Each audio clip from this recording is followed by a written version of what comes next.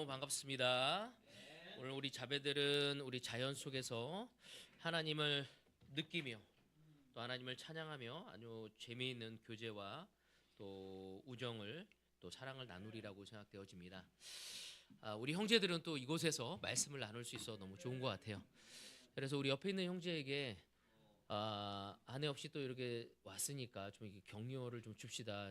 좀 오느라 너무 수고 많았다고, 또 1박 2일을 아내 없이 수고했다고 이렇게 좀 사랑과 격려를, 미소를 좀 나눠주십시오. 옆 사람에게 자리 뜨지 마시고 옆 사람에게만 이렇게 나눠줬으면 좋을 것 같아요. 아멘. 아멘. 영진이 형도 나누세요. 뭐 하는 거예요, 영진이 형? 자, 자, 아멘. 나누셨습니까? 아멘. 저는 오늘 형제들하고 레슨을 준비하면서 그저께 하고 어제 좀 준비하면서 오늘 제 제목을 구원을 향해 걷는 사람들이라는 제목을 한번 정해봤습니다.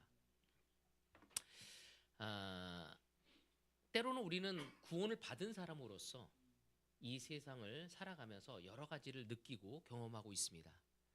때로는 내 삶에 완전하지 못한, 누군가를 사랑하지 못하고 또 나의 죄에서 누군가를 미워하게 되고 질투하게 되어지고 시기하게 되어지고, 때로는 내 삶에 있어서의 최선을 다하지 못하는 게으름을 보고 또 음란함을 바라보면서 정말 내가 구원을 받았나? 라고 혼란을 겪을 때가 종종 있습니다. 우리 스스로 이 세상을 살아가면서 제자임에도 불구하고 그리스도인이라고 말하면서 내 삶에 죄가 깃들어 있었을 때 우리는 우리의 구원을 이해하지 못하고 낙담에 빠지는 경우가 종종 있습니다. 또 반대로 내가 너무너무 콰이타임이 좋아. 그리고 나를 통해 누군가 영향을 받고 있어. 그리고 정말 내가 하고 있는 일이 하나님께 구할 때마다 승승장구하게 되어진다.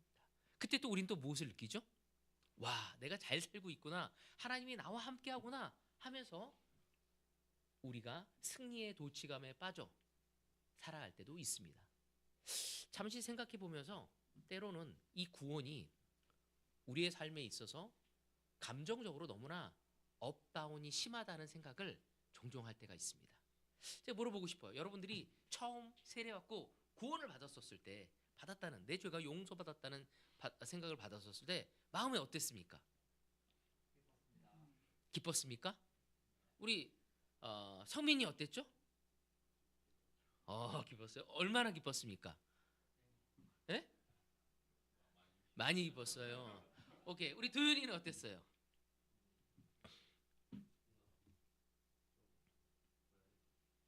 뭐라 그러지? 맞아요. 감격스러웠어요.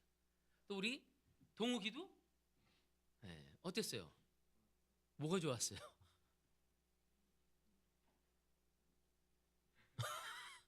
기억이 안 나요? 뭐가 좋았어요? 음, 내가 이제 하나님 나라에 들어왔다. 이것만으로도 너무나 큰 기쁨을 갖게 되어집니다. 그래서 오늘 이 믿음으로 구원을 받았다는 것에 대해서 여러분과 함께 좀 이야기 좀 나누고 싶습니다. 오늘 저희 첫 번째 포인트는 믿음으로 구원입니다.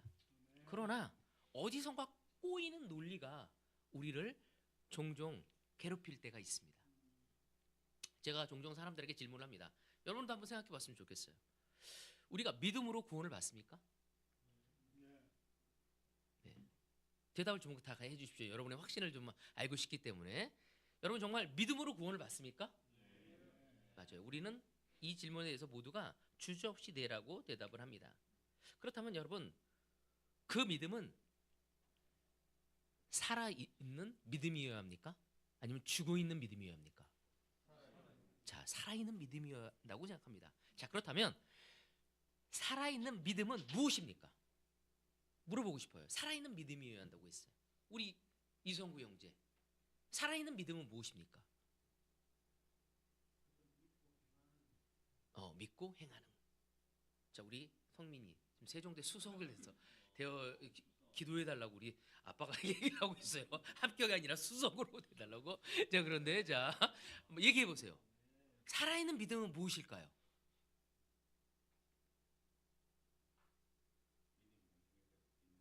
뭐라고요?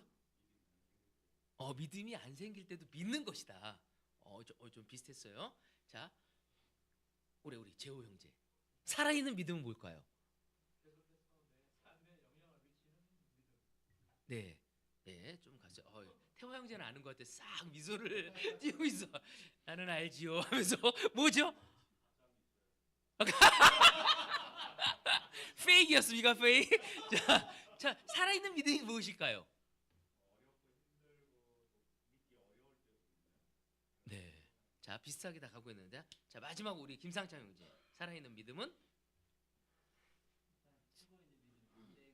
네. 여러분 생각할 때 성경을 보면서 깨달으며 지금까지 살아오면서 살아있는 믿음이 뭔가?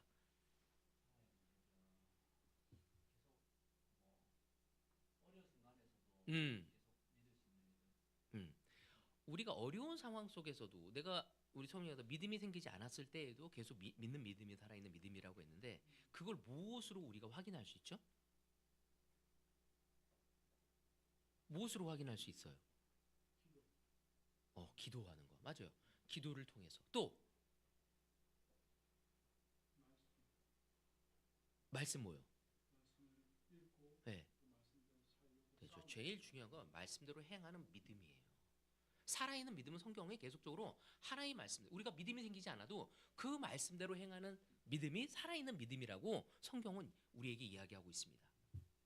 자, 그렇다면 내가 또 다시 한번 물어볼게요, 여러분들한테. 자, 그렇다면 행함이 없으면 구원을 받을 수 없습니까?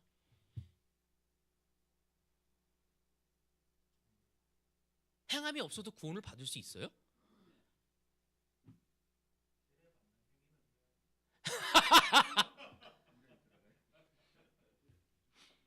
너무 재밌는 건 우리는 똑같은 이러한 질문을 많은 사람들한테 했었을 때 여기서부터 트위스트, 꼬이기 시작합니다. 믿음으로 구원받는 건 성경에 남아 있는데 그 믿음은 살아 있어야 한다고 얘기하고 살아있는 믿음은 하나님의 말씀대로 우리가 행하는 건데 그래서 다시 한번 물어봤어요.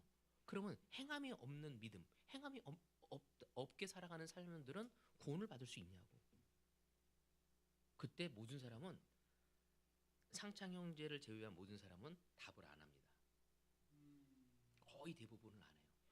근데 이거를 초등학생, 중학생한테 물어보면 모두가 뭐라냐면 행함이 없는 구원은 행함이 없으면 구원을 받을 수 있냐고 물어보면 아이들은 받을 수 없다고 이야기합니다.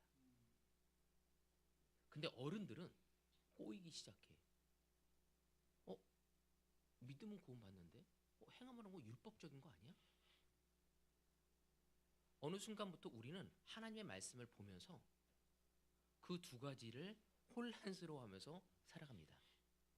논리가 틀려서가 아니라 대답을 하면 안 될 것 같은 생각을 하게 되어지는 거죠. 논리로서는 예라고 얘기하는데 예라고 얘기는 하고 싶지만 이거 뭐지? 하면서 우리에게 갑자기 어떤 느낌이 들어오기 시작합니다. 다시 말해서 우리 마음속에는 야고보와 바울이 함께 살아 있는 거죠. 야고보는 우리에게 얘기하고 있습니다. 뭐라고 얘기하고 있죠? 야고보는요. 자, 이거 또 안 돌아가요. 이거 커서를 거기다 올려놔 주세요. 시스템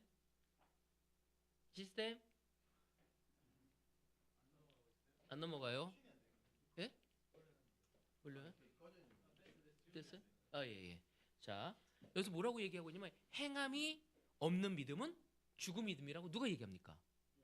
야고보는 성경이 분명히 얘기하고 있어요. 그래서 살아있는 믿음은 행함이 따라야 돼. 믿는다고 하면서 행하지 않는다는 건 믿지 않는 거라고 얘기를 하고 있어요. 근데 바울은 또 뭐라고 얘기하고 있죠?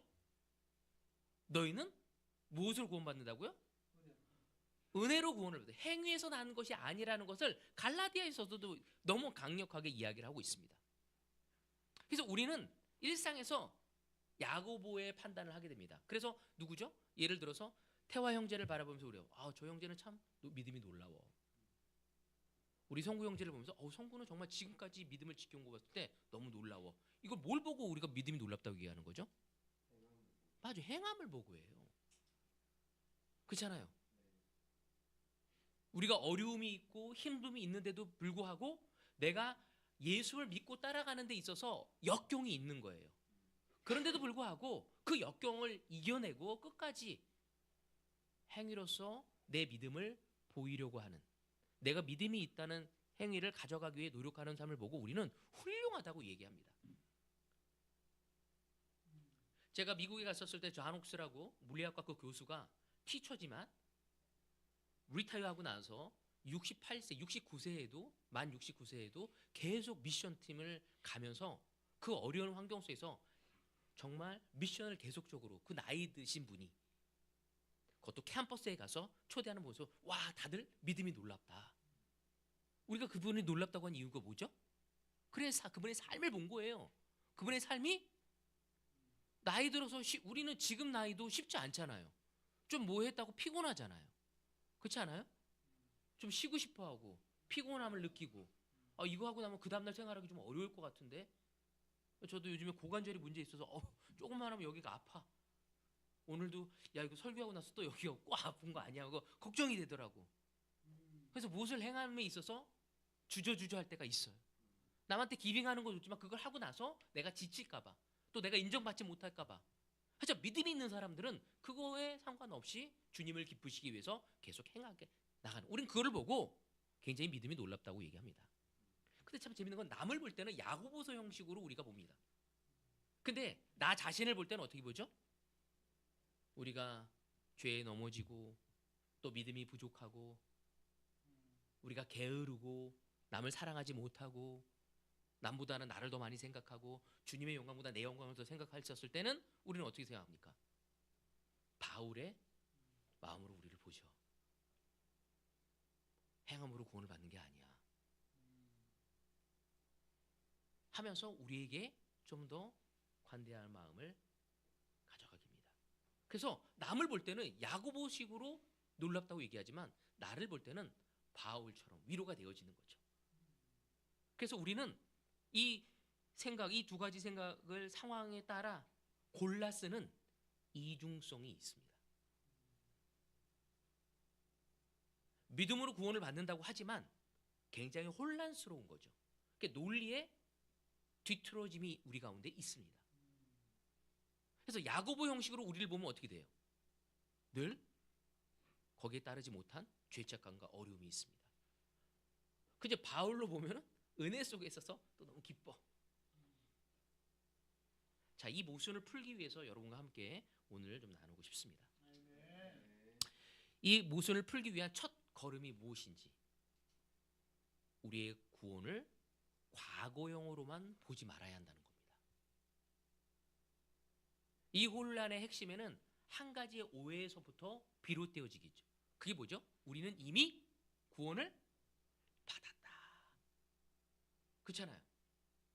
우리 최정만 형제는 구원을 받았다고 생각합니까? 예, 이렇게 우리는 받았다라고 얘기해요. 이 말은 뭐예요? 이 표현은 뭐냐면 절대적으로 우리가 과거형으로 우리의 구원을 붙들고 있다는 겁니다. 나는 이미 구원을 받았다. 이것이 우리에게 안정감도 주지만 또 하나는 우리의 삶에 게으름도 주게 됩니다. 성경은 너희가 은혜로 받았다고 이야기를 하고 있습니다. 자, 그렇다면 이 부분을 우리가 성경으로 좀 같이 보면서 우리가 보도록 합시다. 갈라디아서 5장. 갈라디아서는 주로 얘기하는 게 뭐죠? 우리는 은혜로 구원을 받았다는 것을 이야기 굉장히 많이 해요. 행위가 아니라. 그러면서 갈라디아서 5장 5절을 보면 이렇게 있습니다. 그러나 우리는 성령에 힘입어서 믿음으로 의롭다고 하심을 받은 소망을 간절히 기다리고 있습니다. 의롭다 하심을 받을 소망, 간절히 뭐라고요? 기다리고 있다고 바울이 얘기합니다. 믿음으로 구원을 받자고 하지만 우리는 의롭다 하심, 하나님께 의롭다고 인정받는, 바로 이것이 받을 소망을 기다리고 있다고 얘기하고 있어요. 자, 갈라디아서 5장 21절.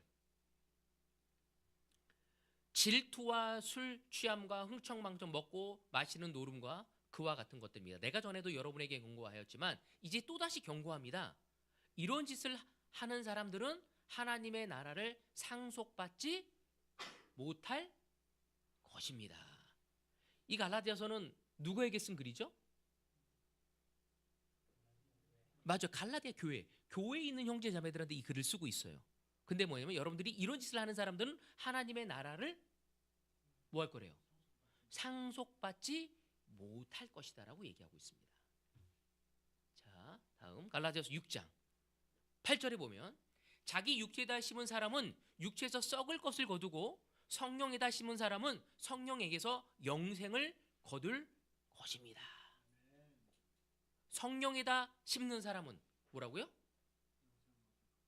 성령에게서 영생이 뭐예요? 영원한 생명을 거둘 것입니다. 여기에 나온 모든 거, 의롭다 하심을 받을 소망을 기다리고 있다. 그리고 하나님의 나라를 받을 상속받지 못할 것이다. 그리고 영생을 거둘 것이다. 이 모든 거는 시제가 어떻습니까? 맞아, 미래 시제입니다. 본을 받았대요? 미래에 받을 거래요. 어디에다 그 얘기를 하고 있어요? 제자들에게, 교회에다가 그 이야기를 하고 있습니다. 더 재밌는 건 바울이 이런 얘기를 합니다.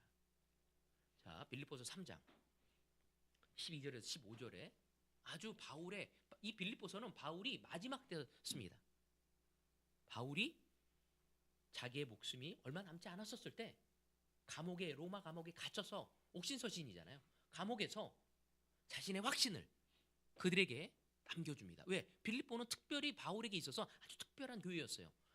아시아에서 사역을 하다가 유럽으로 가게 될 때, 마케도니아로 갈 때 첫 번째 맞이한 도시가 빌립보였고, 그 빌립보에서 리디아를 만나게 됐고, 그 리디아에서 전적인 재정적인 지원을 통해 아시아가 아니라 그 유럽에 말씀을 전할 수 있는 토대를 만들 수 있는 아주 전초 기지 같은 역할을 했던 것이 이곳이었고, 바로 예루살렘과 다른 곳에 어려움이 있으면 재정적으로 물식양면 정말 서포트했던 것이 이 빌립보 교회였습니다. 그들에게 이런 얘기를 하고 있습니다. 자, 12절부터 같이 봅시다. 나는 이것을 이미 얻은 것도 아니며 이미 목표점에 다다른 것도 아닙니다. 그리스도 예수께서 나를 사로잡으셨으므로 나는 그것을 붙들려고 쫓아가고 있습니다. 형제자매 여러분, 나는 아직 그것을 붙들었다고 생각하지 않습니다. 내가 하는 일은 오직 한 가지입니다. 뒤에 있는 것은 어떻게 한다고요? 잊어버리고 앞에 있는 것을 향하여 내 몸을 내밀면서 그리스도 예수 안에서 하나님께서 위로부터 부르신 그 부르심의 상을 받으려고 목표점을 바라보고 달려가고 있습니다. 그러므로 누구든지 성숙한 사람은 이와 같이 생각하십시오. 여러분은 무엇인가를 달리 생각하면 하나님께서도 그것을 여러분에게 드러내실 것입니다. 아멘. 바울은 뭐라고 하냐면 나는 이미 얻은 것도 아니고 앞에 있는 것을 잡으려고 달려가고 있다고. 그러면은 이미 얻은 것이 아니라는 게 뭐예요? 맞아요. 그의 구원이었습니다. 바울 자신도 구원을 향해 달려가고 있는 사람이라는 것을 늘 인식하고 있었고, 여러분 또한 그렇게 가야 함을 이야기하고 있는 것입니다. 그렇다면 우리도 같은 마음을 가져야 하지 않습니까? 우리는 구원을 향해 걷고 있는 사람들이라는 거죠. 이미 구원을 얻은 사람이 아니라 구원을 향해 가고 있는 사람들이에요. 우리가 이거를 좀 더 이해하기 위해서 세 번째 포인트로 가도록 하겠습니다. 이거를 우리가 이해하지 못했을 때 우리의 영적 삶이 게을러질 수 있기 때문입니다. 자, 세 번째가 뭐냐면 우리의 삶의 의미를 잃어버린 이유에 대해서 얘기를 하고 싶어요. 그러니까 우리는 이미 구원을 받았다는 말만 붙들면 우리가 삶의 의미를 잃어버려요. 이미 우린 구원을 받았는데 여기 왜 있는 거야? 성민이 왜 있는 거예요? 여기 구원을 받았는데 세종대 들어가려고 있는 거예요? 동욱이 하늘나라에 너무 기뻤잖아요. 세례 받고 여기 왜 있는 거예요? 우리가 이미 구원을 받았다면 현재의 삶이 해석되지가 않아. 때로는. 자 그렇다면 생각해. 이미 구원을 받았기 때문에 지금 삶이 어떻게 되든 최종 결과에는 영향이 없다고 생각할 때가 많아요. 어떤 사람들은. 근데 우리는 구원 열차에서 내려갈 수 있다는 겁니다. 우리가 구원 열차를 탄 건 사실이에요. 그 구원 열차는 하늘나라로 가고 있는 중입니다. 근데 우리는 이미 도착해 있습니다. 그래서 어떤 사람은 우리가 마치 축지법을 쓰는 거야. 이미 벌써 천국에 가 있는 거죠. 우린 여정에 있는데도 불구하고 가 있다고 생각할 때가 있습니다. 그래서 서로의 삶에 깊게 들어가지 않습니다. 서로가 구원을 지키기 위해서 바울은 온갖 노력을 다하라고 얘기하고 있습니다. 모든 에너지를, 하나님이 주시는 활력과 에너지를 다 써서 서로가 그 구원을 지키기 위해서. 바울이 1차형, 2차형, 3차형 계속적으로 가게 된 이유는 내가 세운 교회가 어떻게 지내는지, 그들이 구원을 잘 지키고 생활하고 있는지를 보살펴주기 위해서 가면서 돌아오면서 가면서 새로운 지역에 교회를 세우게 된 겁니다. 편지를 쓴 목적도 무엇일까요? 그 교회가 올바로 살아가게 하기 위해서 그는 그 편지를 쓰게 되어진 것입니다. 다시 말해서 우리의 신앙생활은 마치 결승점을 이미 통과한 뒤 계속 뛰고 있는 러너처럼 되어버릴 수 있다는 것입니다. 여러분, 우리는 결승점에 도달하지 않았습니다. 여러분, 우리가 100m를 뛰잖아요. 막 뛰잖아요. 그리고 결승점 지나면 어떻게 되죠? 바로 멈출 수가 없어요. 좀 뛰잖아요. 이렇게 터털터털하게. 근데 우리가 때로는 이미 결승점을 도달해서 뛸 때는 거기까지 뛸 때 열심히 뛰고 딱 구원을 받은 뒤부터는 그 다음처럼 행동할 때가 있다는 거죠. 그러니까 결승점을 지난 그 이후에는 아무 의미가 없는 것처럼 여겨진다면, 어쩌면 지금 여러분의 삶에 흥분, 조심성, 올바른 경외심과 두려움이 없을 수 있다는 거죠. 우리 이미 구원을 받은 사람들이니까. 근데 성경은 우리에게 그렇게 말하지 않고 있습니다. 그래서 바울은 성경에서 우리를 어디로 비유를 많이 하냐면, 교회에다가 어디에 비교를 많이 하죠? 광야에 있는 이스라엘과 비교를 많이 합니다. 베드로도 그렇게 얘기를 하고 있고요. 히브리서 기자도 그렇게 얘기합니다. 그래서 여러분, 출애굽 여정을 한번 생각해 보십시오. 이스라엘 민족이 이집트에서 광야로 나왔었을 때 그들은 뭐라고 얘기하죠? 해방되었다. 어디에서? 이집트에서 해방되었다고 이야기합니다. 하지만 그들은 아직 약속의 땅에 갔습니까? 안 갔습니까? 약속의 땅은 어디였어요? 가나안 땅이었어요. 그래서 그들은 바로 갈 수도 있었지만 그들이 믿음이 없어서 40년 동안 거기서 헤매게 됩니다. 이스라엘은 그 약속의 땅에 가기 위한 최종적인, 그 약속을 받기 위한 그 땅에 가기 위한 여정을 걸어가야 하는 것입니다. 바로 그와 같습니다. 우리는 십자가라는 놀라운 출애굽을 경험하게 됩니다. 바로 예수의 십자가를 통해서 우리의 옛삶, 우리의 죄에 묻었던 그 삶에서 우리는 나오게 되어집니다. 바로 그것을 우리는 구원이라고도 표현을 하죠. 그리고 우리의 최종 목적지는 어디죠? 동욱이가 얘기했던 하나님의 나라, 하나님을 만나서 예수님이 만나서 얘기하는 거죠. 태화야, 너무 수고가 많았다. 네가 믿음을 끝까지 지키며 나의 영광을 위해 내가 부르신 나의 뜻을 네가 행하며 수고했다 하면서 나와 함께 즐기고 나의 특권을 누려라. 그런 얘기를 우리가 듣고 싶지 않습니까? 거기에 가기까지는 우리는 어디에 있습니까? 아직 이 세상에서 출애굽을 한, 영적 출애굽을 한 삶을 살아가고 있다는 것을 알아야 한다는 것입니다.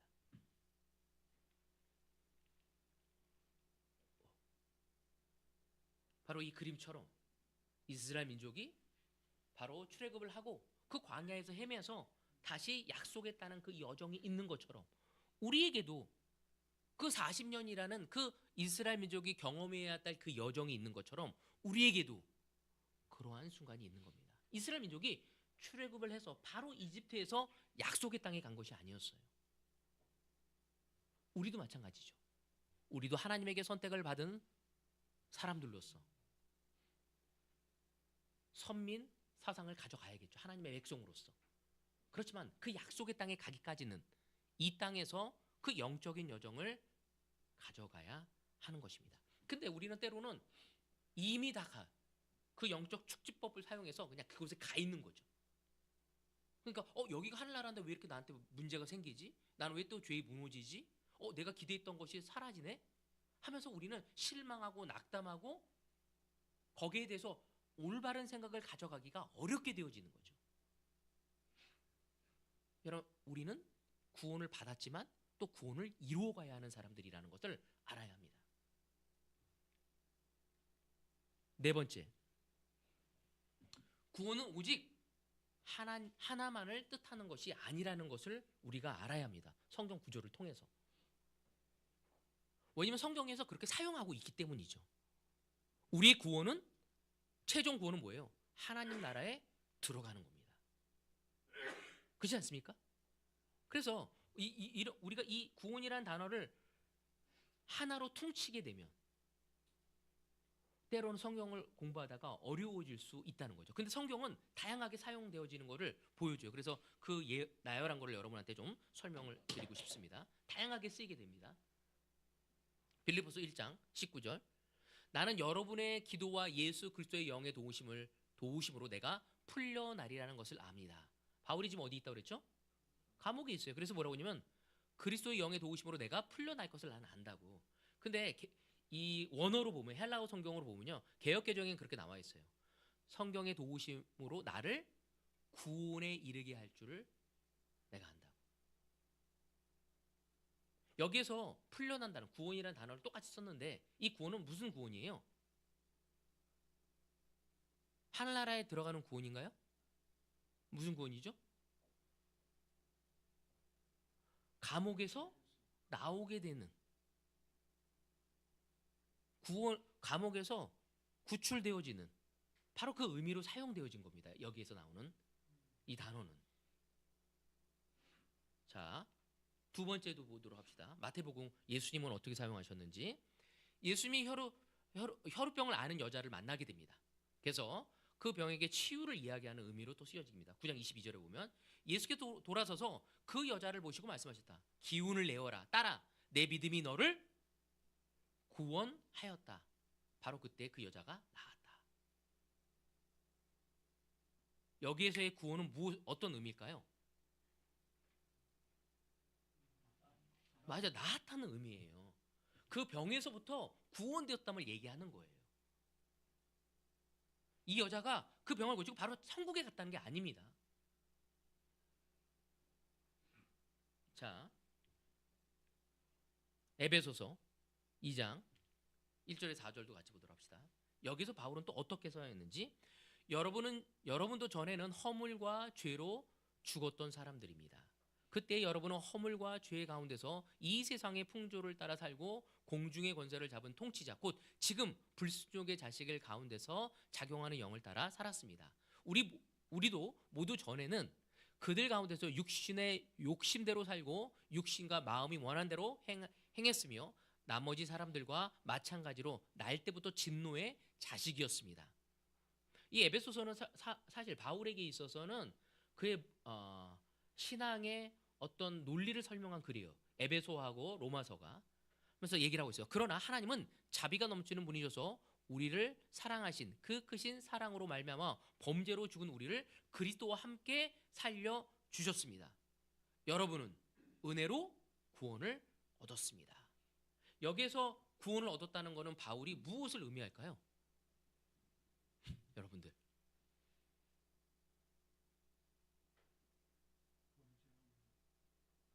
맞아요. 과거의 죄의 삶에서 우리를 건져 주셨다는 의미인 것입니다. 구원의 열차를 탈 수 있도록 하신 거죠. 그래서 우리가 성경에서 계속적으로 보면 그러한 이야기가 계속적으로 이야기를 하고 있어요. 성경을, 구원에 대하여서 제가 단어를 찾고 공부하면서 헬라어 성경을 대조하면서 또 다른 주석서를 보면서 봤었을 때 성경에서 말하는 다양한 구원의 단계와 의미가 성경에 담겨져 있습니다. 왜 이 이야기가 굉장히 중요하냐면 우리가 이미 구원을 받아서 지금 우리의 삶의 책임을 가지지 않을 때가 있다는 거죠. 그 흥분을 잃어버릴 때. 처음에 세례를 받았을 때는 구원 열차에 탄 거에 대해서 너무 기뻤어. 이제 우리는 이 열차를 타고 끝까지 구원의 여정 속에 가고 있는 그 열차에 다 오른 것만으로 기뻤습니다. 하지만 아직 완전한 구원을 잃은 건 아니거든요. 그 여정 속에서 우리는 성숙되어지고 하나님의 말씀을 더 이해되어지고 거기에서 무너지기도 하고 넘어지기도 하고 단련되어져 가며 하나님 나라에 들어가는 존재가 되어지는 것입니다. 근데 어떤 사람들을 보면 구원을 받았다는 이유로 더 이상 그 긴장감을 잃어버립니다. 세례 받을 때는 그 긴장감과 그 흥분과 그 기쁨과 기대와 소망을 가지고 있지만 더 이상 그것이 우리를 지배하지 않는, 나는 이미 구원받았으니까. 바울은 우리에게 이야기합니다. 이미 내가 얻은 것이 아니라고. 나는 아직도 모든 힘을 써서 거기에 다다르기 위해 노력하고 있다. 여러분, 바울도 그런 이야기를 하고 있습니다. 오늘 우리 형제 예배를 통해서 제가 이야기하고자 했던 거는, 가장 큰 것은 우리가 지금 구원의 여정 속에 우리가 함께 있고 그 여정 속에서 서로를 위로하고 격려하며 또 하나님도 우리를 위로하고 격려하며 살아가기를 원합니다. 그 여정 속에서 이스라엘 민족이 광야에서 믿음을 잃었었을 때 그들은 약속의 땅에 들어갈 수 없었어요. 믿음을 지켰던 여호수아와 갈렙과 젊은 자녀들만 들어갈 수 있었습니다. 그 나올 때까지는 그들이 너무 기뻤어.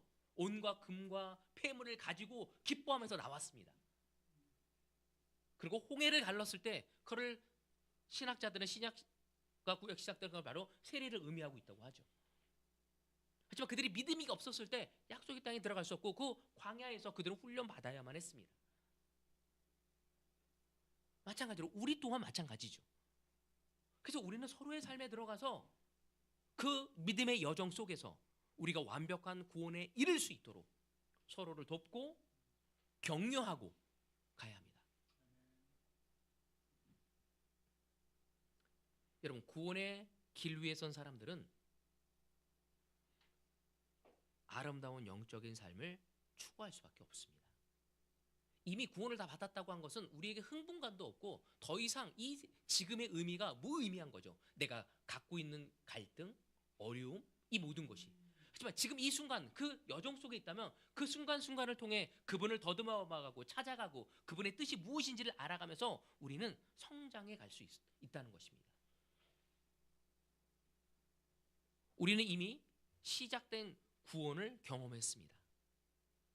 이제 완성될 구원을 향해 걸어가는 사람들이라는 거죠. 우리가 이 사실을 알고 우리의 삶을 충실하게 그분의 말씀에 입각해서 살아갈 때 우린 지금 순간순간의 선택의 의미는 굉장히 크다는 거죠. 지금 내 삶의 선택의 의미들, 지금 순종하는 그 과정이 우리의 삶의 구원을 향한 걸음이라는 것을 우리는 이해할 때 그 순종이 우리에게 얼마나 뜻깊은 것인지를 또한 알 수 있게 되어지는 것입니다. 그리고 우리 삶 전체가 하나님 앞에 얼마나 진지하게 보여지는 것인지를 보여주게 되는 것입니다. 이미 구원을 받았기 때문에 그냥 내가 오늘 잘 못 지내니까 구원을 잃어버렸나? 구원이 없어졌나? 아니야, 나는 믿음으로 구원을 받아서 이런 존재로 생각할 수 있는 것이 아니라는 거죠. 우린 이미 구원의 경험을 했고 구원의 열차를 타서 그 안에 가면서 그 한 걸음 한 걸음을, 그래서 베드로는 우리가 나그네의 삶이라고 얘기하고 있는 거예요. 끝내는 그 여정 속에서 그 나그네의 삶을 마치고 궁극적으로 하나님의 나라를 들어갈 것을 이야기하고 있습니다. 우리는 다시 말해서 목표를 향해 가는 순례자의 삶이라는 것입니다. 그런데 그것을 잃어버리지 않기를 여러분에게 이야기하고 싶습니다. 바울의 고백처럼 뒤에 있는 것을 잃어버리고 앞에 있는 것을 향해서 달려갈 수 있는 우리 모두가 되어지길 원합니다. 구원을 향해 성실히 걸어가는 저와 여러분이 되어지길 원합니다. 또한 아직까지도 구원의 열차를 타지 못한 사람들에게 그 구원의 열차가 얼마나 놀라운 것인지 전할 수 있는 우리 모두가 되어지길 원하겠고, 이미 구원을 받았다는 그 착각 속에서 우리의 삶이 안일해지고 지금 우리의 선택이 믿음의 결정이 아닌 무의미하게 되어지는 그 흥분을 잃어버린 삶이 아닌 끝까지 그 목적지에 도달할 때까지 우리의 영을 깨우고 서로를 도우며 주님을 기쁘시게 할 수 있는 그 여정이 우리 모두에게 되어지기를 바랍니다.